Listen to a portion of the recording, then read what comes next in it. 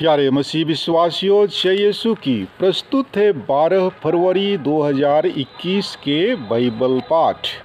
पहला पाठ उत्पत्ति ग्रंथ अध्याय 3 पद संख्याएं 1 से 8 तक से लिया गया है।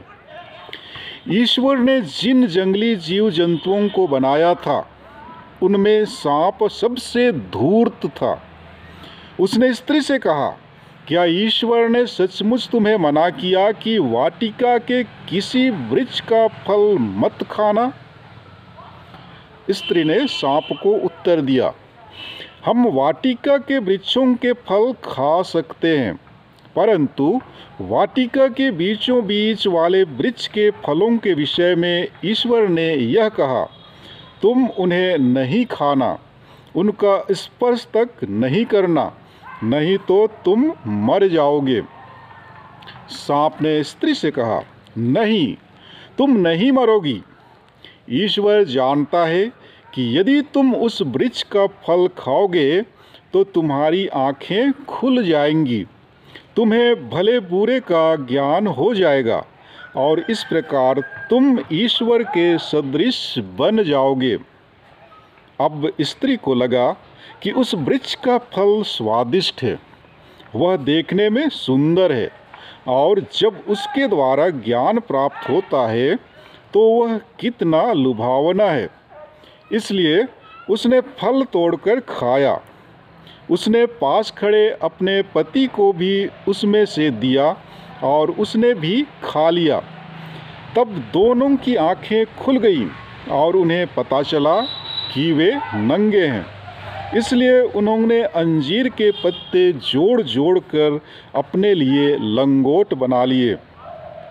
जब दिन की हवा चलने लगी तो पुरुष और उसकी पत्नी को वाटिका में टहलते हुए प्रभु ईश्वर की आवाज़ सुनाई पड़ी और वे वाटिका के वृक्षों में प्रभु ईश्वर से छिप गए। यह प्रभु की वाणी है। और आज का सुसमाचार पाठ संत मार्कुस के सुसमाचार अध्याय 7 पद संख्याएं 31 से 37 तक से लिया गया है। ईसा तीरुस प्रांत से चले गए।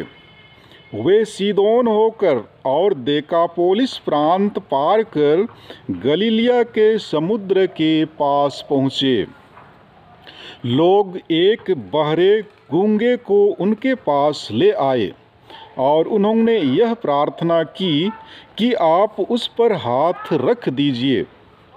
ईसा ने उसे भीड़ से अलग एकांत में ले जाकर उसके कानों में अपनी उंगलियां डाल दी और उसकी जीभ पर अपना थूक लगाया। फिर आकाश की ओर आंखें उठाकर उन्होंने आह भरी और उससे कहा, एफेथा, अर्थात खुल जा। उसी क्षण उसके कान खुल गए और उसकी जीभ का बंधन छूट गया, जिससे वह अच्छी तरह बोला। ईसा ने लोगों को आदेश दिया कि वे यह बात किसी से नहीं कहें, परंतु वे जितना ही मना करते थे, लोग उतना ही इसका प्रचार करते थे। लोगों के आश्चर्य की सीमा न रही। वे कहते थे, वे जो कुछ करते हैं अच्छा ही करते हैं।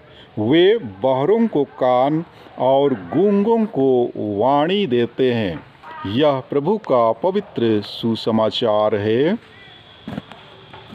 प्यारे मसीह विश्वासियों, ईश्वर ने मनुष्य को आज्ञा देते हुए कहा था कि एक वृक्ष को छोड़कर तुम वाटिका के सभी वृक्षों के फल खा सकते हो। लेकिन सांप ने हेवा को अपनी चंगुल में फंसाकर ईश्वर के आज्ञा के विपरीत कार्य करने को मजबूर कर दिया। ईश्वर का विरोधी शैतान, जो सांप का रूप धारण कर आया, हेवा को बहला फुसलाकर ज्ञान रूपी वृक्ष के फल को खाने के लिए कहा। शैतान जानता था कि आदम और हेवा उसकी बातों को नहीं मानेंगे, इसलिए उसने हेवा से कहा कि यदि तुम उस पेड़ का फल खाओगे तो तुम ईश्वर के सदृश और ईश्वर जैसे स्वतंत्र हो जाओगे। सांप की बातों को सुनकर हेवा का हृदय खुशी से झूम उठा। वह सोचने लगी कि यदि वह उस वृक्ष के फल को खाएगी तो सचमुच वह ईश्वर के समान बन जाएगी। इस तरह हेवा के मन में कई प्रकार की लालच उत्पन्न होने लगी। प्यारे मसीह विश्वासियों, अच्छाई और बुराई दो ध्रुव हैं, उनके बीच में सब अन्य तत्व शामिल हैं। अतः अच्छाई और बुराई का ज्ञान सर्वज्ञता की ओर संकेत करता है, जिस पर केवल ईश्वर का परम अधिकार है। स्त्री आदम के लिए एक उचित साथी के रूप में बनाई गई थी, लेकिन फल खाने के पश्चात जब वह ईश्वर के सदृश हो जाएगी तो क्या आदम उसका उचित साथी होगा? हाँ, यदि आदम भी वह फल खाता है तो जरूर वह उसका उचित साथी हो सकता है। लेकिन फल खाने के बाद उनकी आंखें खुल जाती हैं। उन्होंने अनुभव किया कि वे ईश्वर के बिना नंगे एवं गरीब हैं। पहले उनका नंगापन उनके धन का प्रतीक था, अर्थात परस्पर विश्वास और ईमानदारी। लेकिन अब उनका नंगापन उन्हें उनकी गरीबी की याद दिलाता है। अब वे एक दूसरे से डरते हैं और वे अपनी गरीबी को अपने आप से भी छिपाना चाहते हैं। जब उनकी आंखें खुली, अर्थात जब उन्हें भले बुरे का ज्ञान प्राप्त हुआ, तो उन्हें पता चला कि वे नंगे हैं। वास्तव में देखा जाए तो उनके द्वारा किए गए पाप ने उन्हें नंगापन होने का महसूस दिलाया। जी हाँ मेरे प्यारे मसीही विश्वासियों, जब हम कोई गलतियां करते हैं तो हमें समाज के सामने आने में लज्जा महसूस होती है। आदम और हेवा जो फल खाने से पहले भी नंगे थे, लेकिन उन्हें ईश्वर के सामने आने में कभी लज्जा का अनुभव नहीं हुआ।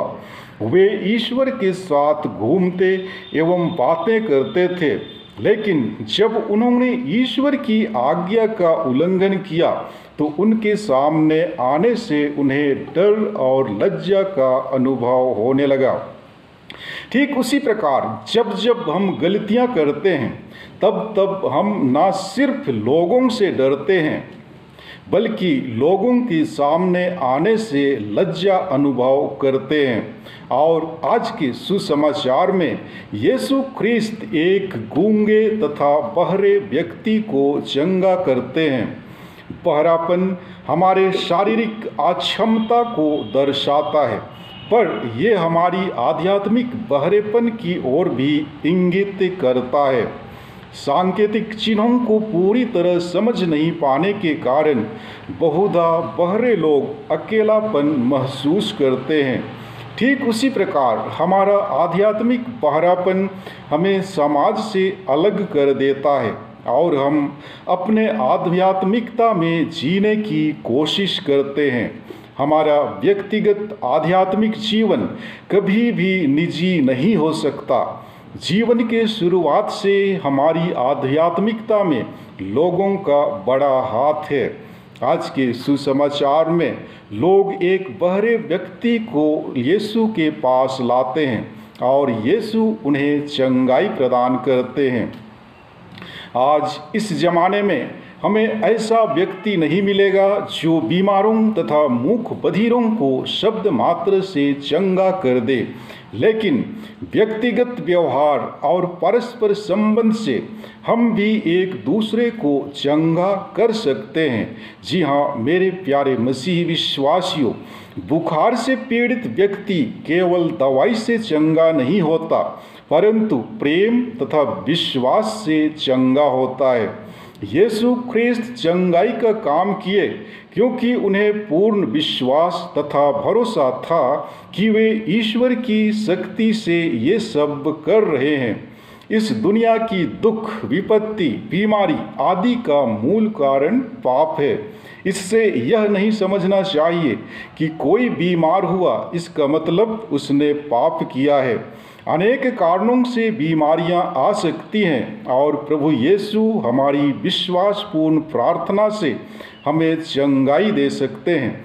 अतः आइए हम भी ईश्वर की वाणी को दूसरों में सुनने का प्रयास करें।